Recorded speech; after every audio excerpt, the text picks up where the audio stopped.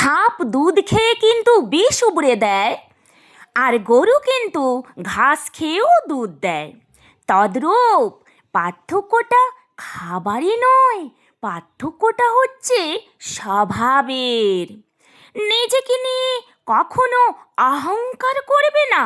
মনে রাখবেন, পাথর কিন্তু তার নিজের ওজনের জন্য ডুবে যায়, আর শলা কিন্তু হালকা হলে কি হবে, ভেসে যায়। যার কাছে ভালো খাট পালঙ্ক তুলার বিছানা রয়েছে তার চোখে ঘুম নেই।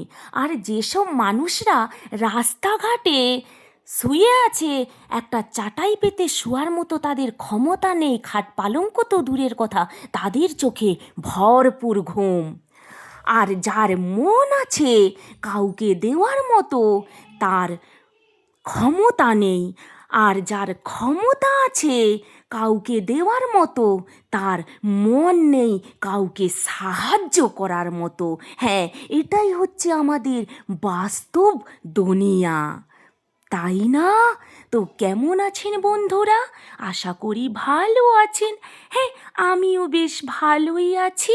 এই যে দেখুন, আজকে সবুজ আলুর দম বানিয়েছি, সেটাই আমি এতক্ষণ ধরে শেয়ার করলাম।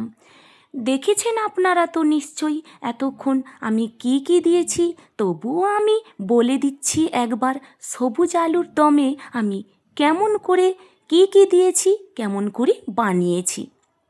প্রথমে আমি তেলের ওপরে জিরে লঙ্কা একটু ফোড়ন দিয়ে দিয়েছিলাম, তারপরে ডুমু ডুমু করে আলু কেটে দিয়েছিলাম। দিয়ে এবার ভালো করে নুন হলুদ দিয়ে একটু লঙ্কার গুঁড়ি দিয়ে ভাজা ভাজা করে নিয়েছিলাম। বেশ ভালো করে আমি ভাজাটা করেছি। তো ভাজা হয়ে যাওয়ার পরে এইবার আমি এদিকে একটা পেস্ট বানিয়ে নিয়েছিলাম। ধনে পাতা ছিল বেশিরভাগ, 3টে রসুন কুঁয়ো ছিল, 5টা কাঁচা লঙ্কা ছিল। ভালো করে পেস্ট করে নিয়ে ওই আলুটার উপরে দিয়ে দিয়েছিলাম। আপনারা তো দেখেইছেন কেমন করে দিলাম। দিয়ে একটু আমি জল দিয়ে দিয়েছিলাম, দিয়ে ঢাকা দিয়ে দিয়েছিলাম। ভালো করে গায়ে গায়ে মাখা মাখা করে একটু নাড়াচাড়া করে একটু লেবু রস দিয়ে দিয়েছিলাম। হ্যাঁ, আবার ওই আলুর দমটায় একটুখানি আমি ছোলে মশলাটা, খুব সুন্দর ফ্লেভার হয়, সেন্ট হয়, খেতে টেস্টি হয়, তো পরোটার সঙ্গে খুব টেস্ট লাগে, তাই জন্য আমি দেই।